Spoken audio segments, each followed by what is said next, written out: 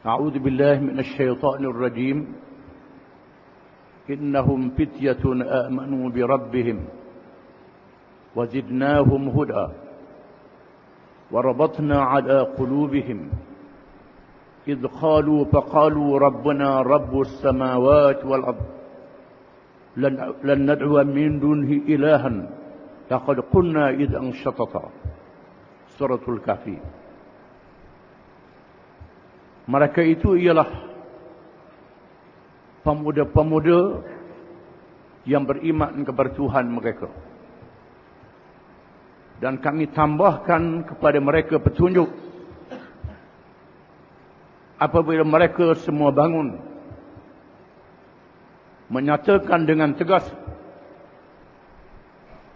Tuhan kami, Tuhan yang menjadikan kami dan menguruskan kehidupan kami, ya Tuhan yang mencipta langit dan bumi dan segala isinya. Kami tidak boleh berdoa memohon kepada yang lain daripadanya. Jika sekiranya kami melakukan demikian, mengikut orang lain, berdoa kepada yang lain daripada Allah, nescaya kami menjadi orang-orang yang sesat, yang menyeleweng. Ayat yang dibaca ini dalam Suratul Kahfi, surah yang menceritakan berkenaan dengan kumpulan pemuda, merupakan kumpulan Islam yang sentiasa diwujudkan oleh Allah Subhanahu wa taala di setiap zaman selagi belum tiba masanya untuk kiamat.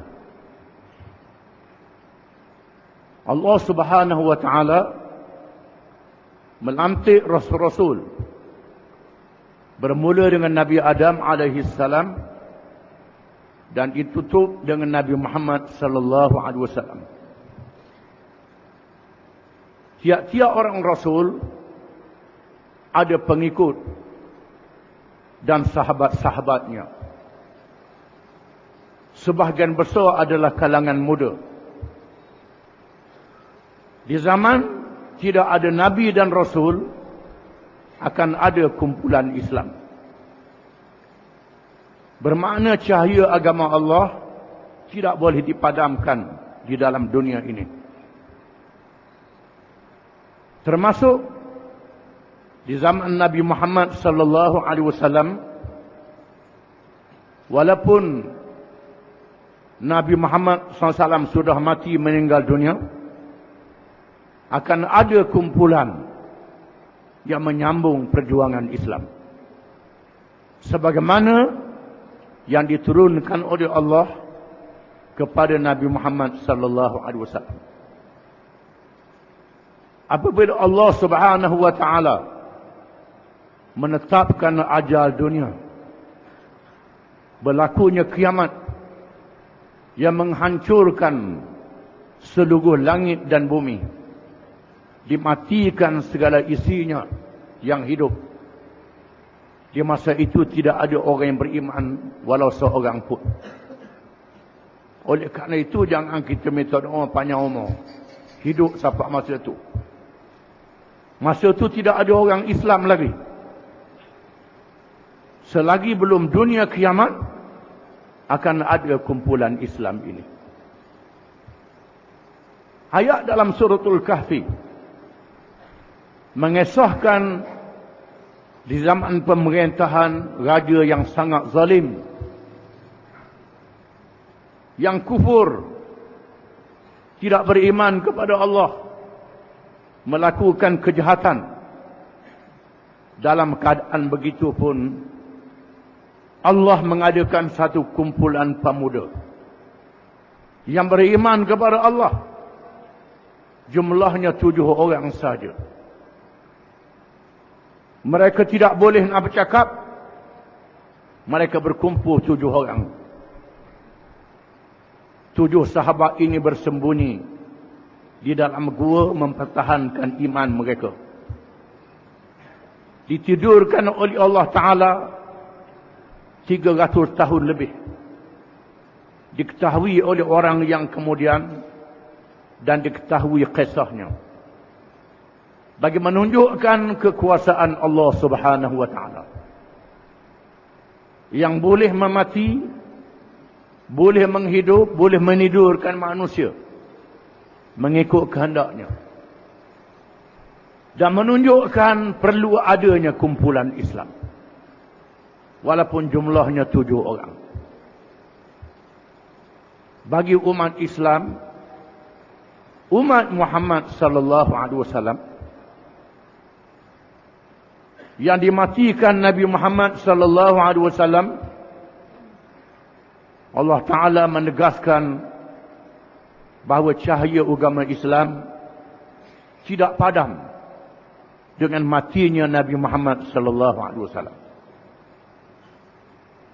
Firman Allah Ta'ala dalam surah Al-Maidah, Ya ayyuhalladzina amanu man yartadda minkum an dinih fasawfa ya'ti Allahu biqaumin yuhibbuhum wa yuhibbunah adillatin 'alal mu'minina 'izzatin 'alal kafirin yujahiduna fi sabilillah wa la yakhafuna lawmata la'im dzalika fadlullah yu'tihi man yasha wallahu wasi'un 'alim innama waliyukumullahu wa rasuluhu والذين آمنوا الذين يقيمون الصلاة ويؤتون الزكاة وهم راكعون ومن يتولى الله ورسوله والذين آمنوا فإن حزب الله هم الغالبون. Surah Al-Maidah. Maksudnya, wahai orang-orang yang beriman, barang siapa yang murtad, yang menyeleweng di kalangan kamu daripada agama Islam ini, maka Allah akan melahirkan, akan mengadakan daripada kamu satu kumpulan yang mempertahankan Islam. Sifat-sifat mereka, mereka mengasihi Allah dan Rasulnya. Allah dan Rasul mengasihi mereka. Mereka merendah diri kepada orang-orang yang beriman. Dan mereka berani menghadapi orang-orang yang kufur yang menentang. Mereka berjihad pada jalan Allah. Mereka tidak takut kepada celaan orang. Yang demikian adalah kurnia pemberian Allah kepada sesiapa yang dia kehendaki, yang dipilih oleh Allah di kalangan umat Islam. Sesungguhnya Allah itu maha luas kurnianya, lagi maha mengetahui.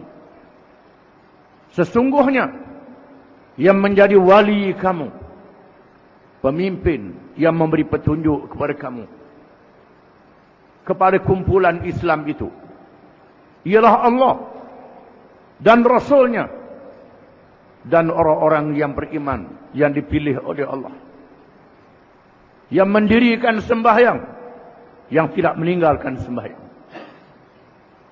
yang menunaikan zakat, menunaikan tanggungjawab harta benda, dan mereka itu rokok tunduk kepada Allah. Sesiapa yang berwalikan Allah, Rasulnya dan orang beriman yang tersebut, maka sesungguhnya parti disebut dengan parti Hizbullah, parti yang berjuang untuk menegakkan ajaran Allah itulah yang akan diberi kemenangan, yakni dunia dan hari akhirat. Dalam ayat yang lain, Allah Ta'ala menjanjikan akan tiba masanya kumpulan ini mendapat kemenangan. Firman Allah Ta'ala dalam surah An-Nur, wa'adallahu alladhina amanu minkum wa amilus salihat la yastakhlifannahum fil ard kama istakhlafal ladzina min qablihim wa la yumakkinanna lahum dinahum alladzi irtada lahum wa la yubaddilannahum min ba'di khawfihim amna ya'budunani la yusyrikuna bi syai'a wa man kafara ba'da dzalik fa ulaika humul fasiqun. Allah Ta'ala berjanji kepada orang-orang yang beriman daripada kamu, bukan semua kamu. Allah akan jadikan mereka yang beriman dan mengerjakan amal yang soleh daripada kamu. Dia beri kepada mereka kuasa memerintah negeri. Allah Ta'ala jadikan din, agama yang diredha Islam berkuasa. Allah tukarkan keadaan. Daripada ketakutan, adanya musuh, adanya penjinayah, berbagai kejahatan. Bila Islam sudah berkuasa, Allah Ta'ala tukarkan keadaan daripada takut kepada aman. Bila hukum qisas, hukum hudud dilaksanakan, maka musuh-musuh, perampok, penyamun takut. Berlakulah keamanan. Dalam keadaan mereka itu mengabdikan diri kepadaku, mereka tidak menyentuhiku dengan sesuatu yang lain. Dan sesiapa yang kufur selepas itu, mereka itulah orang-orang yang fasik. Nabi kita Muhammad sallallahu alaihi wasallam menyebut dalam satu hadis, tiba masa orang Islam menghadapi ujian yang sangat dahsyat. Pada adanya matilah Islam ini. Padamlah Islam ini. Tetapi Islam tidak boleh dipadamkan cahayanya. Di antaranya bencana yang disebut oleh Nabi sallallahu alaihi wasallam dalam satu hadis, tada'a 'alaikumul umam kama tada'al akalatu 'ala qas'atiha. Wa qala qailun aw min qillatin nahnu yawma idin ya Rasulullah. Qala la bal antum kathir walakinnakum ghutha ka ghutha'is sayl wa la yanza'anna Allahu al-mahabata minkum fi qulubi aduwwikum wa la yaqdhifanna Allahu fi qulubikum al-wahn. Wa qala qailun mal wahnu ya Rasulullah. Qala hubbud dunya wa karahiyatul maut. Maksudnya, akan tiba zaman orang-orang Islam dikelilingi oleh musuh-musuh mereka.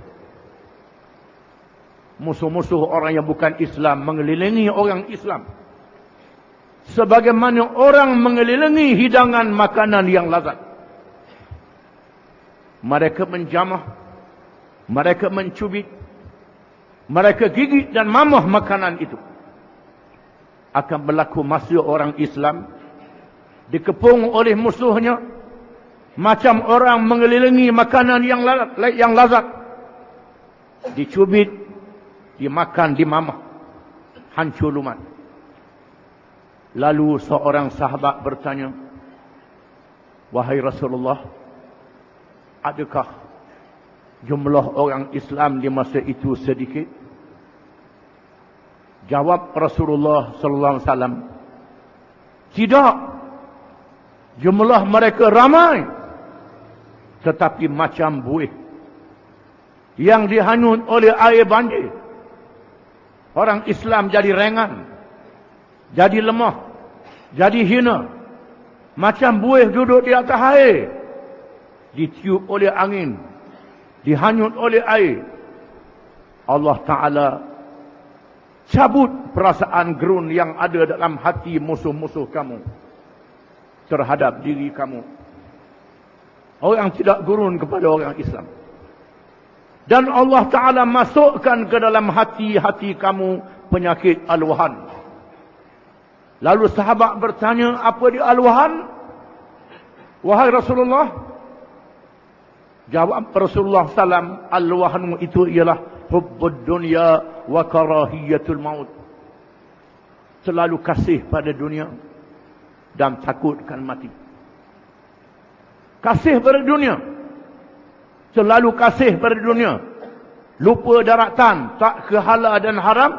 Tak ke betul dan salah. Asal boleh benda, asal boleh pangkat, asal boleh duit. Asal boleh senang sudah. Dan takut mati. Ini penyakit yang melanda orang Islam di zaman kelemahan mereka. Walaupun demikian, Allah Subhanahu wa taala tidak mematikan agama Islam. Akan ada kumpulan yang berjuang sebagaimana yang disebut dalam ayat yang dibaca tadi. Dan ditegaskan oleh Nabi sallallahu alaihi wasallam, la tazalu ta'ifatun min ummati qaimin 'ala al-haq wa fi riwayatin zahirin 'ala al-haq la yadurruhum man khalafahum wa fi riwayatin man khadalahum hatta ya'tiya amrullah. Akan tetap ada di kalangan umat aku kumpulan yang bangun, mengikut riwayat yang lain, kumpulan yang berani menzahirkan dirinya di tengah manusia yang ramai. Mereka tidak boleh dikalahkan. Mereka tidak boleh dihapuskan. Mereka tidak boleh dihentikan oleh orang-orang yang mengecewakan mereka sehingga datangnya urusan Allah. Allah Subhanahu wa taala menguji umat Islam selepas matinya, wafatnya Rasulullah sallallahu alaihi wasallam. Berlakunya kabilah-kabilah Arab murtad. Kabilah Arab yang sudah masuk Islam murtad. Keluar daripada agama Islam. Tinggal Madinah, Mekah, Taif, sebahagian Yaman, sebahagian Bahrain, Oman, dan beberapa kabilah. Sebahagian besarnya menyeleweng dan mengangkat senjata untuk menghapuskan Islam. Mereka yang murtad ini dibantu oleh kuasa besar Parsi dan Rom. Kuasa besar Parsi dan Rom membantu Islam dalam keadaan dikepung. Ketika Islam dalam keadaan dikepung ini, dalam masa yang sama sahabat sedih kerana kematian Nabi sallallahu alaihi wasallam. Sayyidina Abu Bakar radhiyallahu anhu bangun menyampaikan ucapan, membangkitkan semangat, menyatakan, ayuhan nas, fa innahu man kana ya'budu Muhammadan fa inna Muhammadan qad mat wa man kana ya'budu Allah fa inna Allah hayyun la yamut wa ma Muhammadun illa rasulun qad khalat min qablihi ar-rusul afa in mata aw qutila anqalabtum ala a'qabikum wa man yanqalib ala aqibaihi falan yadurra Allah syai'a wa sayajzi Allahu asy-syakirin. Wahai tuan-tuan semua yang hadir, ketahuilah, barang siapa yang menyembah Muhammad, Muhammad sudah mati. Barang siapa yang menyembah Allah, Allah itu maha hidup, tidak mati sekali-kali.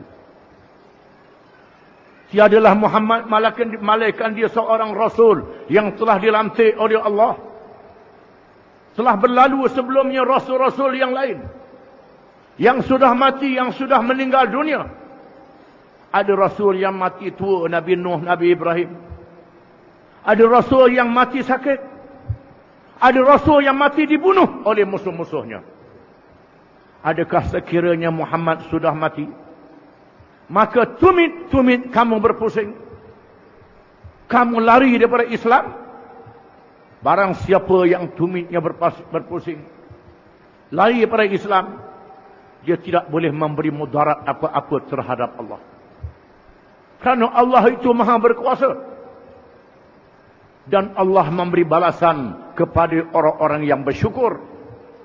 Bersyukur di atas nikmat, iaitulah nikmat Islam.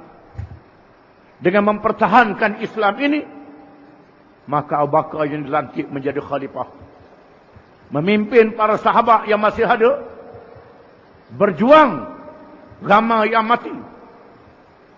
Di kalangan mereka sahabat-sahabat yang hafal Al-Quran, menunjukkan bahawa yang berperang, yang berjihad ini termasuk yang hafal Al-Quran. Bukan saja penglima-penglima. Bukan saja orang-orang yang hebat bersilat, bermain pedang. Termasuk mereka yang hafal Quran. Tak duduk kumuh di masjid senyap saja. Mereka keluar berjihad. Menentang golongan murtad. Golongan murtad dapat dikalahkan. Kuasa besar Parsi dan Rom dapat dijatuhkan. Zaman Sayyidina Uthman, Quran ditulis. Takut hilangnya Quran. Banyak orang yang hafal Quran mati. Akhirnya Islam telah berjaya menjatuhkan kuasa besar dunia. Parsi dan Rom. Islam masuk ke India. Masuk ke China. Masuk ke Eropah. Dan Islam memerintah dunia selama 1300 tahun. Daripada tahun 600, tahun 1924. 1924. Kejatuhan kerajaan Islam Osmaniyah tak sampai lagi 100 tahun. Tahun 24. Sekarang ini tahun 2013. 1300 tahun Islam menguasai dunia. Bacalah sejarah. Parsi dan Rom tak boleh bertahan selama 100 tahun. Rusia tak boleh bertahan. Soviet Union tak boleh bertahan sampai 50 tahun. 100 tahun. British dan Perancis tak boleh bertahan selama 50 tahun menjadi kuasa besar dunia. Dan hari ini Amerika yang jadi kuasa besar dunia selepas Perang Dunia yang kedua. 50 tahun lebih. Masuk tahun 60, 70 tahun. Sudah merudum kerana kemusnahan ekonomi dan masyarakat. Islam berkuasa selama 1300 tahun. Ini hebatnya Islam. Jatuhnya Islam selepas 1300 tahun ini kerana raja-raja, khalifah-khalifah dan pemimpin orang Islam meninggalkan ajaran Islam. Menyebabkan tanah air umat Islam dijajah. Dijajah oleh kuasa-kuasa musuh Timur dan Barat. England, Perancis, Belanda, Itali, Rusia, China dan lain-lain lagi menjajah negeri orang Islam. Dan negeri orang Islam dipecah-pecah. Dibahagikan sesama mereka. Walaupun negeri orang Islam sudah jatuh ke tangan kuasa penjajahan. Penjajahan tidak boleh menghapuskan agama Islam. Usaha dilakukan untuk menghapuskan agama Islam. Bila mereka menakluk melalui perjanjian Sykes-Picot. Sykes Menteri Luar British, Picot Menteri Luar Perancis. Untuk membahagikan negeri Arab dan negeri Afrika. Di kalangan British, Perancis, Itali dan lain-lain. Perjanjian di antara China dan Rusia dan Soviet Union membahagikan negeri Islam Asia Tengah. Membahagikan alam Melayu.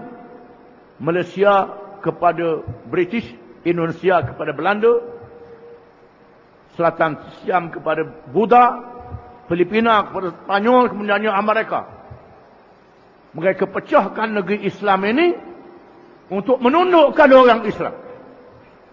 Mereka tidak boleh menundukkan orang Islam. Orang Islam melawan penjajah. Berjuang penjajah. Menentang penjajah. Mereka berusaha untuk meranakkan Islam. Mula-mula mereka buka sekolah. Sekolah Inggeris. Di bawah jajahan British. Sekolah Belanda di bawah jajahan Belanda. Sekolah Spanyol di Filipina. Sekolah Rusia, Soviet, bahasa Rusia. Sekolah Perancis. Dinamakan sekolah-sekolah machinery. Dengan tujuan untuk mengkristiankan anak-anak muda Islam. Supaya agama Islam hapus. Barang siapa yang lulus sekolah penjajah ini, dia beri pangkat yang besar. Pangkat tinggi, gaji mahal. Dengan tujuan untuk mengumpan orang Islam. Supaya meninggalkan agama mereka. Mereka tidak berjaya. Hanya segelintir jumlah yang kecil sahaja yang dapat dikristiankan. Lalu mereka ubah taktik. Setelah mereka membuat kajian dengan menghantar penyelidik mereka masuk ke dalam masyarakat. Orang tua-tua masih ingat lagi bagaimana orang putih masuk pondok. Orang putih masuk kampung. Orang putih tengok orang kampung, tengok kegiatan mereka. Di Malaysia, di Indonesia, di Arab sama saja. Tujuan untuk membuat penyelidikan. Setelah mereka membuat penyelidikan, mereka mendapat hasil. Ditulis oleh penulis-penulis yang membuat kajian ini. Di antaranya Snow O'Horonji, seorang penyelidik Belanda yang terkenal, yang mengaji pondok di Sumatera. Berpura-pura masuk Islam, ubah nama Abdul Ghaffar, mengaji pondok, pergi ke Mekah, balik ke Belanda, dia tulis buku, tulis makalah, artikel dalam majalah-majalah. Di antaranya Snow O'Horonji mengatakan kekuatan orang Islam letak pada ajaran Islam. Sudah letak pada ajaran Islam yang bukan sahaja perkara ibadat, puasa, zakat, termasuk dalam ajaran Islam ini politik memerintah negara. Tidak bahaya kalau kita biarkan orang Islam mengaji agama sekadar semayang, puasa, zakat, haji saja. Tak bahaya. Yang bahaya ialah adanya ulama-ulama, adanya pondok-pondok yang mengajar politik, yang mengajar pemerintahan negara, akan mengembalikan semula kuasa Islam memerintah. Ini ancaman kepada Barat. Maka dunia Barat hendaklah mengambil langkah supaya menghapuskan ulama-ulama yang mengajar politik. Kalau tak mengajar politik, boleh terlihat, boleh mengajar. Kalau mengajar politik, mesti dihalang. Lord Cromer, Gubernur Inggeris di Mesir dan Sudan, menyatakan kalau kita terpaksa memberi kemerdekaan, maka kemerdekaan negara itu hendaklah diatur supaya yang memimpin, yang memerintahnya ialah pemimpin-pemimpin yang dilatih dengan pemikiran Barat, yang tidak akan mewujudkan pemerintahan Islam. Di sinilah berlakunya perlawanan yang hebat. Mereka mengatur strategi melalui pendidikan dan pelajaran. Bukan lagi dengan senjata, bukan dengan meriam, bukan dengan bom, tetapi melalui serangan pemikiran. Menubuhkan sekolah-sekolah kebangsaan. Sekolah Melayu, sekolah Arab, sekolah Indonesia, sekolah Afrika. Untuk belajar bahasa masing-masing.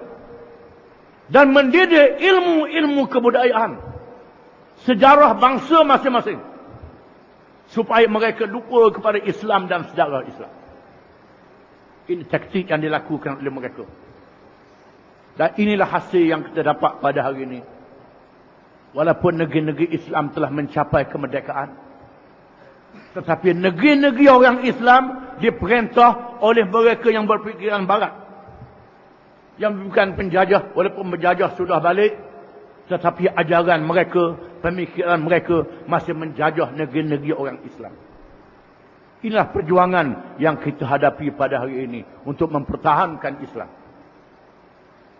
Perjuangan pemikiran, perjuangan politik untuk mengembalikan semula Islam itu tegak, sebagaimana yang diperintah oleh Allah dalam Quran.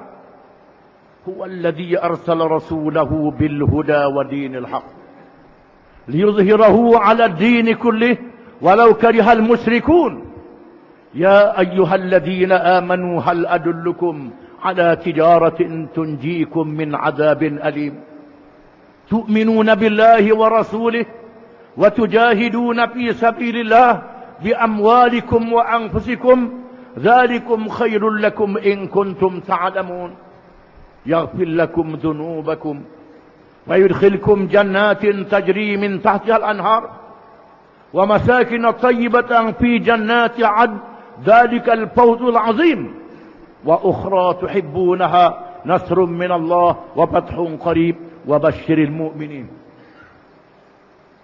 Surah As-Saff, yang bermaksud dialah Allah Tuhan yang telah mengutuskan Rasulnya Nabi Muhammad sallallahu alaihi wasallam dengan petunjuk dan agama yang benar, iaitulah agama Islam, untuk meninggikan agama ini supaya mengatasi segala agama dan ajaran yang lain walaupun dibenci oleh orang-orang musyrikin. Allah Ta'ala memerintah orang Islam bukan saja jadi orang Islam, mengucap 2 kalimah syahadah, semayang, ada duit banyak, pergi haji, pergi umrah, berapa kali ikut nak. Tidak cukup dengan itu. Mestilah liyuzhirahu 'ala ad-din kullih, untuk meninggikan agama Islam ini, memenangkan agama Islam ini, mengatasi segala ajaran yang lain, sama ada yang dinamakan agama, yang dinamakan ideologi, yang dinamakan teori, yang dinamakan ism, yang dinamakan apa saja. Islam mesti memerintah dan mengatasi yang lain. Walaupun orang musyrikin benci. Caranya bagaimana? Cara nak meninggikan agama Islam itu. Allah mengatakan, ya ayyuhalladzina amanu, wahai orang-orang yang beriman, hal adullukum ala tijaratin, adakah kamu suka aku nak tunjukkan kepada kamu satu perniagaan? Satu perniagaan. Tunjikum min azabin alim, yang boleh menyelamatkan kamu daripada azab yang pedih pada hari kiamat kelak. Allah Ta'ala menawarkan supaya kita melabur, berniaga, yang boleh menyelamatkan kita pada hari kiamat kelak. Hidup dunia tidak lama, hidup hari kiamat selama-lamanya. Orang panjang umur macam Nabi Nuh 1000 tahun. Nabi Nuh sudah mati sudah berapa puluh tahun. Nabi Nuh duduk dalam kubur lebih lama daripada Nabi Nuh hidup 1000 tahun di atas dunia. Mereka yang sudah mati umur 80 tahun, 40 tahun, 30 tahun pun ada mati. Duduk dalam kubur lebih lama. Akhirat selama-lamanya. Kamu mesti melabur sebagai bekalan untuk hari akhirat yang selama-lamanya. Modalnya tu'minuna billahi wa rasulih. Kamu beriman kepada Allah dan Rasulnya. Beriman kepada Allah dan Rasul, percaya pada Allah dan Rasul. Wa tujahiduna fi sabilillah bi amwalikum wa anfusikum. Dan kamu berjihad pada jalan Allah dengan harta dan diri kamu. Dzalikum khairul lakum in kuntum ta'lamun. Itulah yang paling baik pada kamu kalau kamu tahu. Keuntungannya, yudkhilkum jannatin tajri min tahtiha al-anhar. Allah memasukkan kamu ke dalam syurga yang mengalir di bawahnya sungai-sungai. Wa masakin thayyibatan fi jannati 'adn, dan tempat-tempat tinggal yang sangat baik, istana bangunan mahliga yang indah di dalam surga Adan. Dzalikal fawzul azim, itulah yang paling besar sekali, iaitulah kemenangan di hari akhirat, masuk surga. Wa ukhra tuhibbunaha, dan yang lain yang kamu sangat ingin, yang kamu nak sangat nak tengok. Nasrun minallah wa fathun qarib, pertolongan Allah dan kemenangan yang dekat di atas dunia ini. Kamu boleh tengok kalau ada kesempatan. Kalau tak kesempatan, kemenangan akhirat itu mesti. Wa basyiril mu'minin, berilah berita gembira kepada orang-orang yang beriman. Dengan makna kamu mesti menjalankan kewajipan jihad. Jihad dengan makna al-jahdu dan al-juhdu, perkataan jihad. Al-jahdu makna dia al-masyaqqah, menghadapi kepayahan-kepayahan. Sakit tubuh badan, sakit hati, sakit kepala, sakit tubuh badan kita sehingga cedera sampai mati. Ini masyaqqah. Dan al-juhdu dengan makna sanggup menyumbangkan segala tenaga. Tenaga fikiran, tenaga kesihatan, tenaga harta benda, tenaga keluarga dan anak beranak. Segala nikmat yang Tuhan beri, sanggup menghadapi kepayahan bagi meninggikan agama Allah. Supaya agama Allah itu menang. Kerja ini tidak ramai orang sanggup. Sedikit saja yang sanggup. Hanya mereka yang dipilih oleh Allah. Daripada 1.3 bilion orang Islam di seluruh dunia hari ini. 1,300 juta orang Islam dalam dunia hari ini. Tak banyak mana yang sanggup berjihad. Di Malaysia ini daripada jumlah lebih kurang 17 ataupun 18 juta orang Islam daripada penduduk 30 juta di Malaysia ini. Tak berapa banyak yang sedia untuk berjihad. Di sini Allah Ta'ala kata, alladzina amanu minkum wa amilu salihat. Orang-orang yang beriman daripada kamu, yang sanggup beramal dengan jihad ini. Daripada kamu, bukan semua kamu. Allah Ta'ala menguji di zaman Nabi Daud alaihi salam dengan jihad untuk menentang Raja Jalut. Setelah dikerah tenaga seramai 80,000 orang. Lalu diuji oleh Allah Ta'ala dengan sebatang sungai. Setelah mereka disesatkan di padang pasir, habis air, habis bekalan. Daripada 80,000. Mereka diarah oleh Allah jangan minum, melainkan sedikit saja. 74,000 minum, tinggal 6,000 saja. Ini ujian. Hanya mereka yang dipilih oleh Allah yang sanggup menunaikan perintah, sanggup susah payah menghadapi kesulitan, menghadapi kepayahan. Dimulakan dengan memujuk orang. Berperang tu kediang sekali. Bila habis baru berperang. Selagi boleh pujuk orang dulu. Ajak orang dengan lembut. Di sinilah semua parti-parti Islam dalam dunia yang ditubuhkan oleh ulama memilih pilihan raya. Memilih demokrasi. Kerana pilihan raya ini kerja memujuk orang. Payah, memang payah. Kerja pujuk orang satu kerja yang payah. Ini makna jihad. Ini disebut dalam Quran. Wa in janahu lis-salmi fajnah laha wa tawakkal 'ala Allah. Dan jika sekiranya mereka itu, lawan-lawan kamu itu, mau kepada damai, terima damai dan bertawakal kepada Allah. Nanti mereka tipu. Tuhan kata, wa in yuridu an yakhda'uka fa inna hasbaka Allah. Jika sekiranya mereka mahu tipu kamu, cukup Allah akan menolong kamu. Tipu-tipulah. Pilih cara damai dulu. Ini ditunjuk oleh Allah dalam Quran. Oleh kerana itulah disebut dalam hadis, apabila Nabi SAW nak menyerang Khaybar. Khaybar ialah satu bandar yang dibina oleh orang Yahudi di utara Madinah. Dikelilingi oleh kota yang berlapis-lapis. Setelah orang Yahudi diajar oleh Nabi SAW supaya bertahaluf, bersepahaman, mereka tak dipaksa masuk Islam. Yang pertama ajak mereka masuk Islam. Mereka tak mahu masuk Islam, tak apa, berdamai. Duduk di bawah pemerintahan Islam. Tengok apa dia kerajaan Islam. Yahudi Bani Qainuqa, Bani Nadir, Bani Quraizah.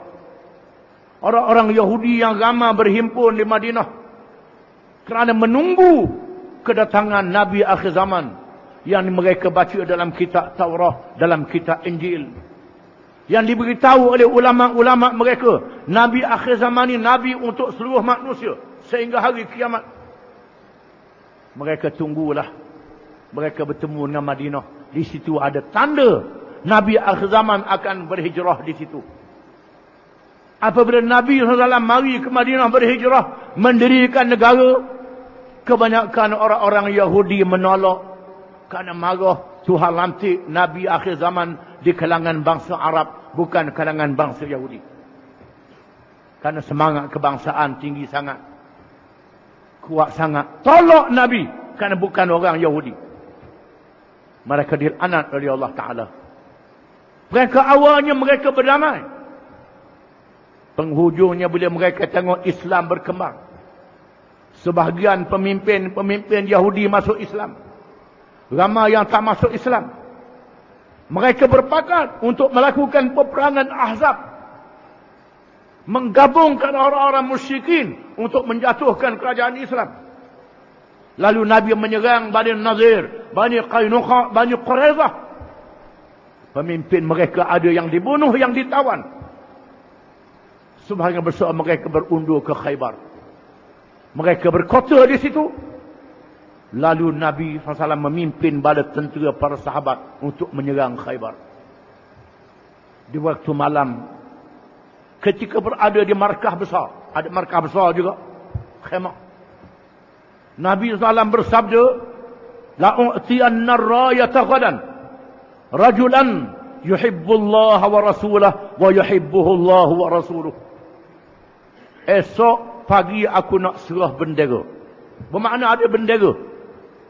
Bendera adalah syiar kepada perjuangan. Aku nak serah bendera pagi esok kepada seorang yang aku pilih. Orang ini mengasihi Allah dan Rasul, dan Allah dan Rasul mengasihinya. Maka ramailah yang datang awal pagi sembahyang subuh bersama dengan Nabi SAW dengan harapan dialah yang diserah bendera itu. Sehingga Sayyidina Umar bin Al-Khattab radhiyallahu anhu mengatakan, aku tidak pernah nak jadi ketua, kata Sayyidina Umar, malaikat pada hari itu. Kerana Nabi melarang minta jadi ketua. Menjadi ketua adalah satu amanah yang besar. Tapi pada hari itu Sayyidina Umar kata, aku rasa nak jadi ketua. Aku harap Nabi serah bendera pada aku. Ramai sahabat yang datang awal tunjuk diri supaya Nabi SAW nampak. Tiba-tiba Nabi SAW bersabda, Aina Ali, mana dia Ali? Dipilihnya Ali, menantunya, untuk diserahkan bendera. Yang berada di barisan yang depan. Dia beritahu Sayyidina Ali sakit mata. Sakit mata. Rasulullah kata, bawa dia datang. Sayyidina Ali dibawa. Lalu Nabi ludah ke dalam mata dia dan sembuh secara mukjizat. Mukjizat Nabi. Nabi serah bendera.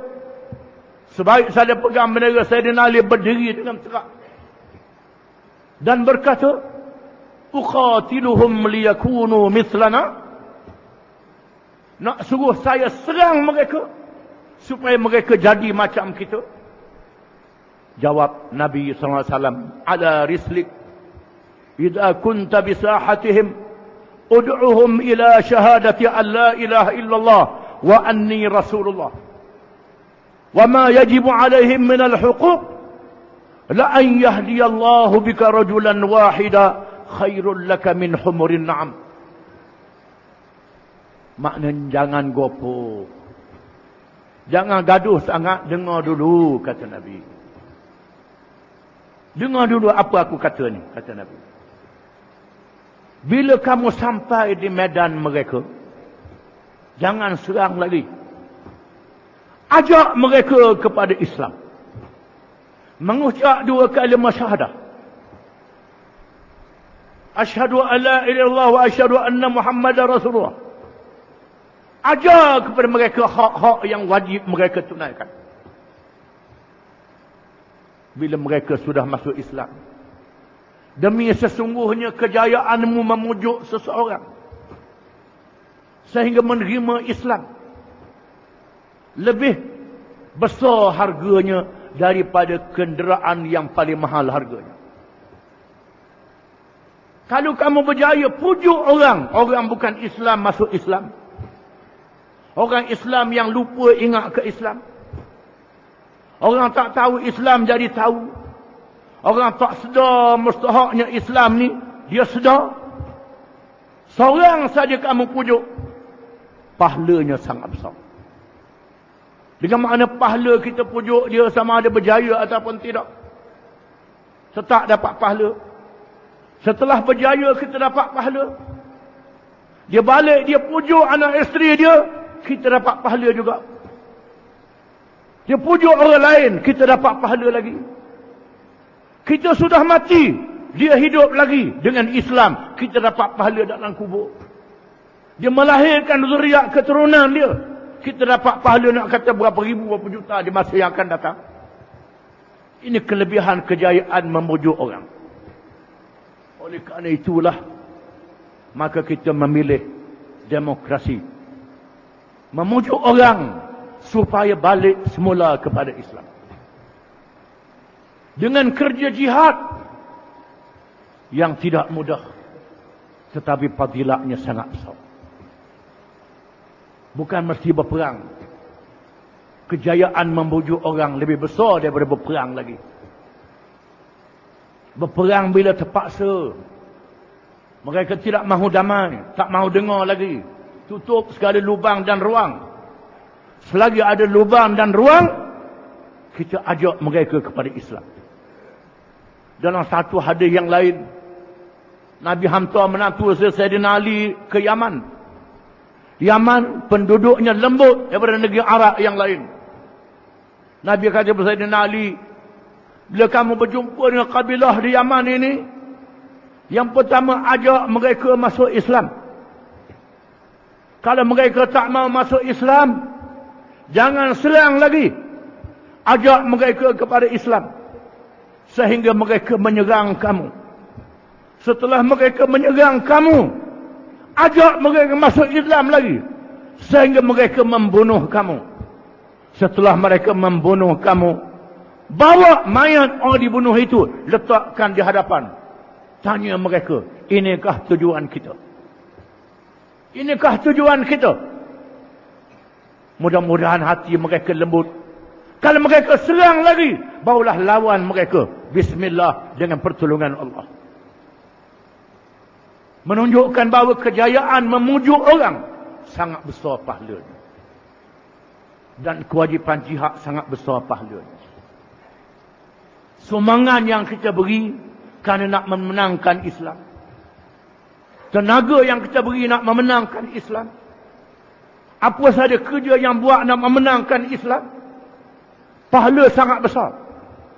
Disebut dalam ayat-ayat Quran, dalam hadis-hadis.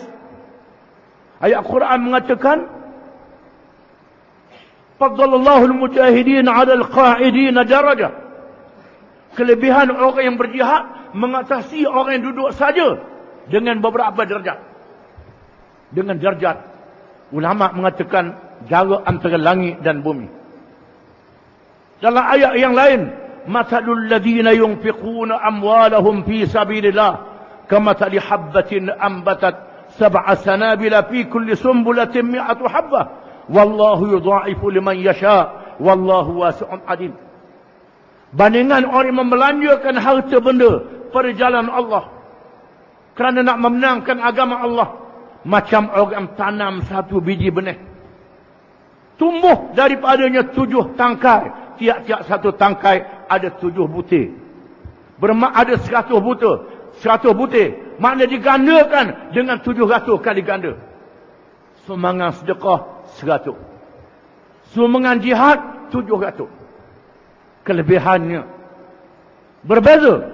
Dalam ayat yang lain mengatakan, Aj'altum siqayatal hajj wa imaratal masjidil haram kaman amana billahi wal yawmil akhir wajahada fi sabilillah la yastawuna indallah. Adakah kamu jadikan kamu yang duduk di Mekah memberi minum orang haji umrah dengan air Zam-Zam, dan kamu memakmurkan masjid Mekah dengan ibadat di tanah haram itu, sama dengan orang yang beriman kepada Allah dan hari akhirat dan berjihad perjalanan Allah? La yastawun. Tuhan kata tidak sama. Lebih orang yang berjihad lagi. Di sinilah Abdullah bin Al-Mubarak, seorang alim terkenal dalam ilmu hadis yang dihormati oleh ulama-ulama. Kitabnya dibaca seluruh dunia.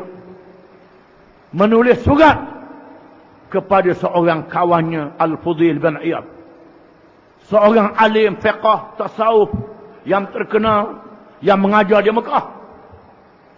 Allah bin Barak kata, ya abidal haramaini law absartana la'alimta annaka bil ibadati tal'abu wa man kana yakhdabu khadduhu bidumu'ihi fanuhuruna bidima'ina tatakhaddabu wa man kana khayluhu yat'abu fi batilin fakhuyuluna yawmas sabihati tat'abu. Wahai sahabatku yang sedang beribadat di dua tanah haram Mekah, yang berbangga dengan ibadat itu, sekiranya saudara berbangga kerana pipi saudara dibasahi oleh air mata khusyuk beribadat, maka leher kami bergelombang dengan darah kerana berjihad.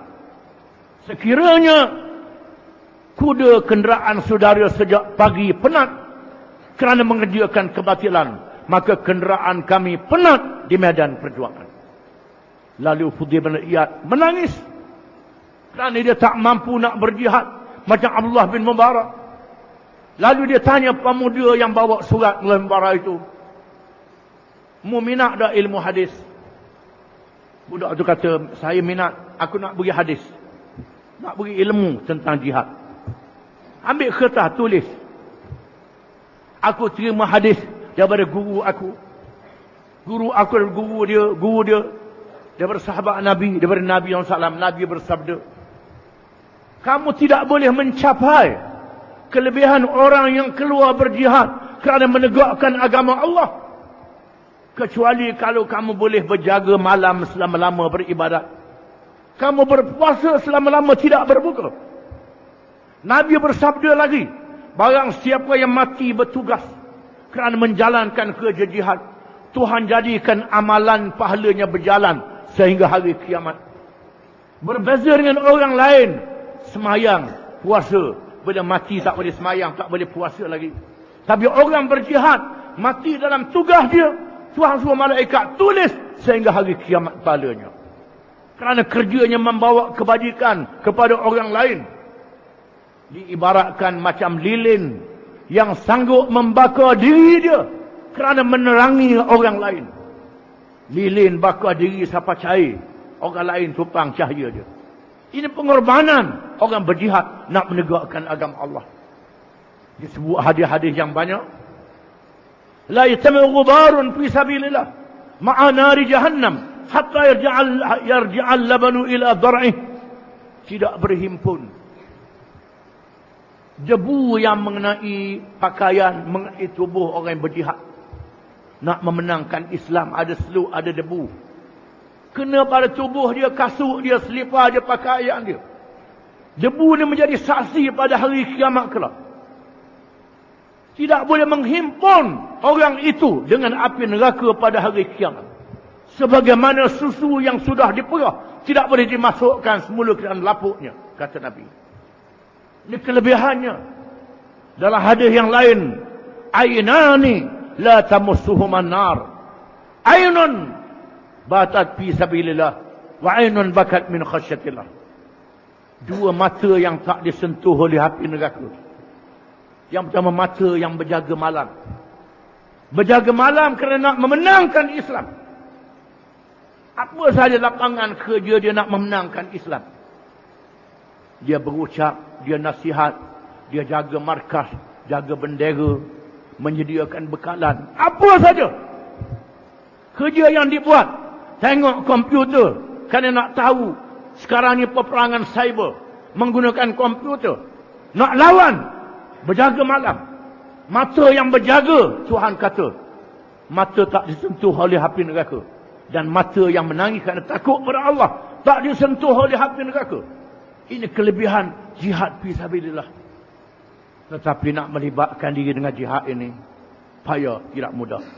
Kan itulah pahala dia sangat besar. Hanya sebahagian kecil daripada puluhan ribu juta manusia, mungkin berapa ratus saja, berapa puluh saja yang sanggup bersama.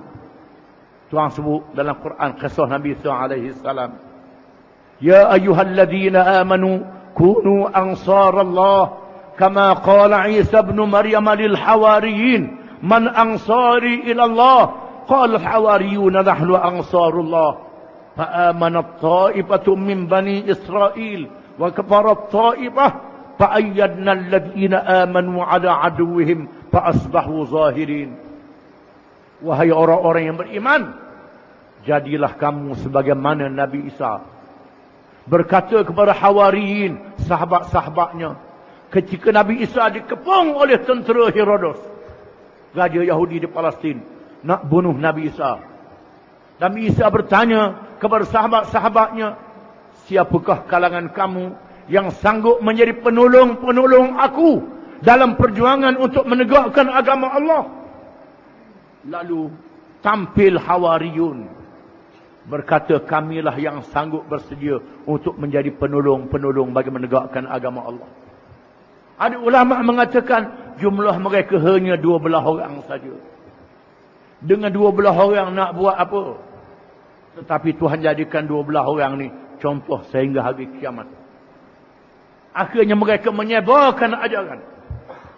Ada yang menunggu kedatangan Nabi Muhammad sallallahu alaihi wasallam yang masuk Islam, dan akhirnya Allah memenangkan Islam pada akhirnya. Inilah dia perjuangan. Dan bagi kita parti Islam Bersama PAS, kita kena beri keyakinan, kerana kita sudah buat sungguh bagi negeri Terengganu, negeri yang sudah kita merentah 2 kali. Tahun 59, tahan 2 tahun setengah. Kita berjuang hampir 40 tahun. 40 tahun. Kemudian 99 kita menang balik. 59 40 tahun kita menang balik. Setelah menang, kita berjaya meletakkan hukum Islam, hukum yang tertinggi dalam undang-undang diri negeri Terengganu. Kita pacak sebagaimana yang kita perjuangkan. Orang tak boleh hapus, tak berani nak hapus apa yang kita pacak ini. Walaupun belum dilaksanakan, belum ditunaikan, kita mempunyai satu tanggungjawab untuk menang dan boleh menyambung lagi apa yang kita nak laksanakan. Ini satu kenyataan yang sungguh-sungguh kita nak melaksanakan Islam. Oleh kerana itulah kita menerima tekanan lebih daripada negeri-negeri lain. Kita dirampas hasil minyak, dirampas, ditekan, ditindas, diserang dengan pengundi-pengundi. Apa yang tak dibuat negeri lain, Kelantan pun dia tak buat, negeri lain dia tak buat. Dia buat kepada negeri kita kerana kita ada asas untuk menegakkan Islam. Kebetulan negeri yang paling akhir dijajah ialah negeri Terengganu. Negeri yang mula kita menang, dia Malaysia ni negeri Terengganu. Negeri yang kita pacak perlembagaan Islam juga negeri Terengganu. Maka kita yang pertama dijatuhkan oleh lawan kita. Maka kita mempunyai satu tanggungjawab yang besar. Berdepan dengan anak beranak sendiri, kaum sendiri, bangsa sendiri yang masih Islam. Sayang pada Islam, nak ke Islam tapi tak reti apa dia Islam. Ini kepayahan yang kita hadapi. Kuatnya Islam ni, kalau kita kata dia kafir, marah, menandakan dia Islam sungguh. Islam sungguh, sama dia tak reti, dia tak tahu. Kadang-kadang dia buat kerja, dia cakap orang bukan Islam. Kalau jalan hukum huduk jadi huru-hara, jalan hukum huduk boleh buat suk tangan, jalan huduk-huduk, hukum huduk macam-macam dia kata. Ini jahil, tak tahu sungguh. Tanggungjawab kita menyedarkan mereka supaya mereka faham. Mengajak orang yang sudah Islam tapi tebar dengan jahil. Ini satu kerja yang sangat berat, kita kena buat juga. Di samping kita nak tunjuk kepada orang-orang yang bukan Islam, inilah dia Islam. Hari ini orang yang bukan Islam sedang mencari-cari kerana komunis sudah tidak berjaya. Kapitalis menunjukkan merudumnya ekonomi dan masyarakat. Agama-agama yang lain pada Islam, gereja kosong. Pop, ketua agama Katolik, letak jawatan kerana padri-padrinya skandal. Agama Yahudi, agama untuk satu bangsa puak dia saja, dimonopoli oleh golongan Freemason dan Zionis. Tak boleh memimpin manusia. Orang bukan Islam sedang mencari-cari. Ada yang sudah berjinak dengan Islam. Kita terima mereka. Kita menghadapi orang Islam yang tak erti apa. Menghadapi orang bukan Islam yang kita kena ajak juga. Kerana syariat Nabi kita Muhammad sallallahu alaihi wasallam ialah syariat yang disampaikan untuk seluruh manusia. Syariat rahmatan lil alamin, rahmat pada seluruh alam. Inilah kewajipan dan tanggungjawab kita yang mesti kita tunaikan sungguh-sungguh. Satu kewajipan yang Tuhan pilih kita. Yang orang lain Tuhan tak pilih. Tuhan pilih orang tertentu sahaja. Alhamdulillah Tuhan pilih kita. Walaupun jumlah kita tidak ramai, tidak banyak. Kalau sama Nabi masa hari Badar 313 orang. Nak buat apa dengan 313 orang? Nabi Isa Hawariyun hanya 12 orang. Nak buat apa dengan 12 orang? Ashabul Kahfi 7 orang. Nak buat apa dengan 7 orang? Tapi jumlah yang sedikit ini adalah lampu yang tak boleh dipadam. Ini pilihan yang Tuhan beri kepada kita. Jadi cukuplah sekadar itu. Mudah-mudahan percubaan kita berkati oleh Allah. Aqulu qawli hadza